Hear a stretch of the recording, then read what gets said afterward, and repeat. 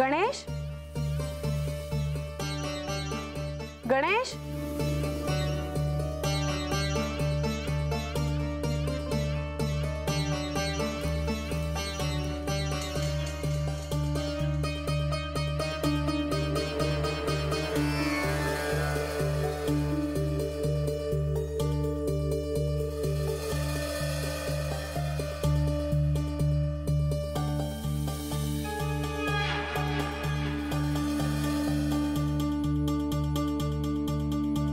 गणेश कुठे आहेस तू?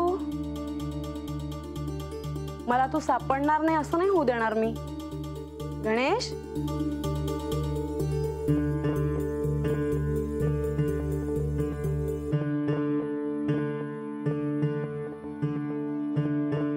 चल.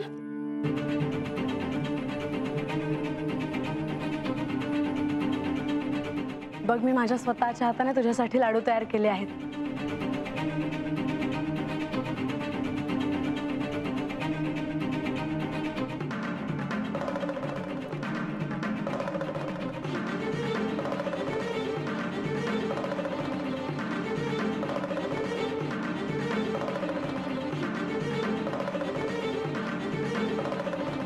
माते असा विचार करतेस?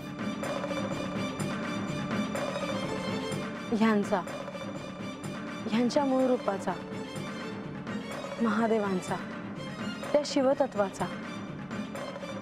मी त्यांची पत्नी झाले खरी, पण या तत्वाबद्दल मला सत्य अजूनही कळले नाही.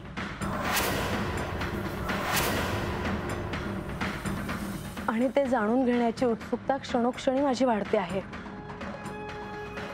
गणेश, तुला बऱ्याच गोष्टी ठाऊक आहेत, मग तुला हे देखील ठाऊक असेल ना?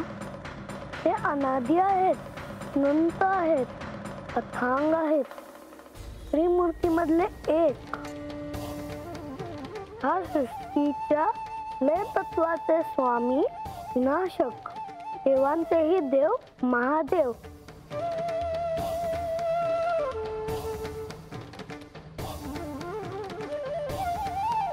देवा, आज्ञा असावी देवा. चोडप्पा, मला तुम्हाला एक महत्त्वाचे कार्य सांगायचे आहे.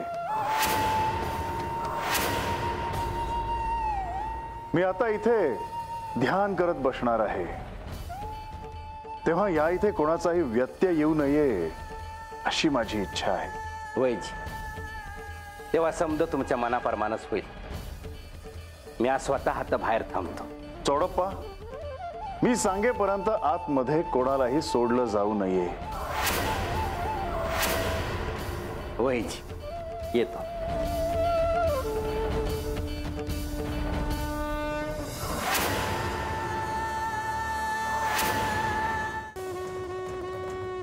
बाई बाई बाई बाई बाई बाई बाई बाई, अगं म्हाळसा, म्हाळसा, अगं हा कसला आवाज आहे? काही कल्पना आहे का तुला? आई, मी देखील हे गणेशला विचारत होते. रात्रीच्या ह्या प्रहरी हा असा कसला आवाज असेल? कुणाचे तरी नामस्मरण चालू आहे असे वाटते. नामस्मरण? पण आता रात्रीच्या या प्रहरी कोण नामस्मरण करत असेल? गणेश, तुला काही ठाऊक आहे का? ह्याला काय कळणार? ह्याला काही माहिती नसेल. मायानंदा, आपण उगाच त्याला काही बोलू नका.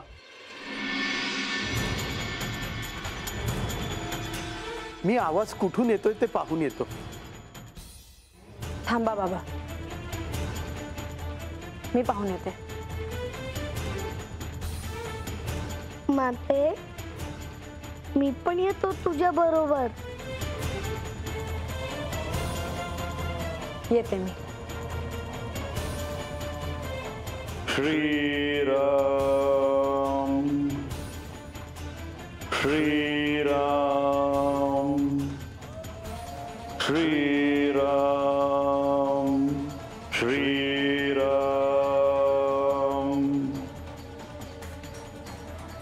श्रीराम श्रीराम. तुम्ही म्हणत होते होता तसंच झालं.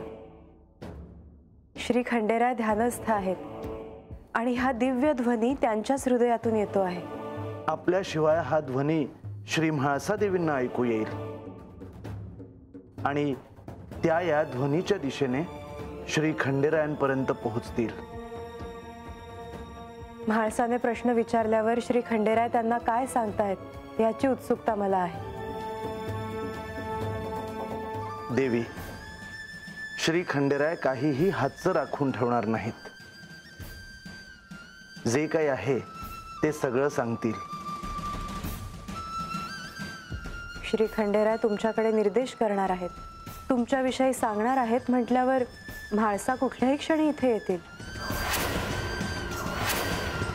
या सृष्टीत कोणीही असो, प्रत्येक जीवाला सृष्टी संकेत देत असते. ते त्याला समजून घेता आले पाहिजेत, अचूक ओळखता आले पाहिजेत. अचानक काहीही घडत नाही. जन्म असो, मृत्यू असो, शुभ असो किंवा अशुभ असो, जे काही घडणार आहे त्याचे संकेत सगळ्यांपर्यंत पोहोचतातच. परंतु प्रत्येकाकडे ते समजून घेण्याची क्षमता नसते. म्हणूनच ते समजून घेण्याचा आग्रह हवा, त्याची आस हवी, त्यासाठी धडपड हवी. अज्ञान हा शाप आहे देवी. म्हाळसाला या संकेतांचा उपयोग व्हावा असं मला वाटतं. आपण आपले कार्य करत राहायचे.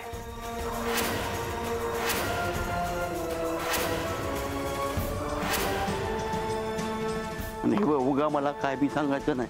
मी आज जी कामं दिलेली आहेत ती झाल्या बगर हातनं जायचं नाही. काय आला का ध्यानात? वय वय समधी कामं करायचं तर आलोय ना. देव घरातली कामं आटपले की बाहेरची बी कामं करायची आहेत. चल बिकी बिकी.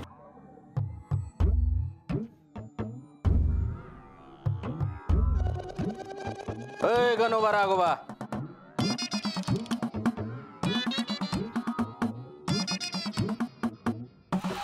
काय रे, कुठं निघालायस? कुठं म्हणजे? आज जातो या. आज आज कशा पायी? कशा पाय म्हणजे? अहो सकाळच्याला पूजा असती या. तो म्हणला आज जाऊन बघावं समध्या वस्तू जागच्या जागी आहेत का नाही. अरे राघोबा, येड लागले का काय तुम्हास? दार उघडाय का बंद एवढं बी दिसना झालंय वय. अरे पण त्याला काय होतंय? असं उघडायचं ना आत जायचं. खूळ लागलंय का काय तुम्हास? अहो पर काही कळलं नाही बघा. आतमध्ये कुणाला बी सोडायचं नाही असं देवानी सांगितलंय. अहो पर असं का? आणि काय हो, देव आहे ती आतमध्ये. आणि असं रातच्या वेळेला देवाचं आतमध्ये काय काम आहे ते नाही सांगितलं. आता काय देवासनी विचारणार आहेस वय तू? तसं नाही हो, पण काही कळणं झालंय म्हणून विचारलं. गणोबा, आता उगा हात थांबून माझ्या संगत तंटा करायचा आहे वय तुला? अहो म्या कुठं तसं काही म्हटलंय. मग देवाने सांगितलं म्हणजे झालं. म्हणजे कुणासनी बी आत सोडायचं नाही हे पक्क आहे म्हणायचं. पक्क म्हणजे? मग राखे आता माझ्या संगट उभा, मग बघ कुणाला सोडतो का नाही ते. प्रधानजी आलं तरी आता आता सांगा की, परदानजी आलं तर काय करणार ती? येऊ दे की मग, यांना बी नाही सोडणार. आत्ता म्हणतायसा पर अरे तवा बी असंच करल. विश्वास नसेल ना तर थांबा हात माझ्या संगट, मग बघा म्या काय करतो ते. आणि माळसा देवी आले तर?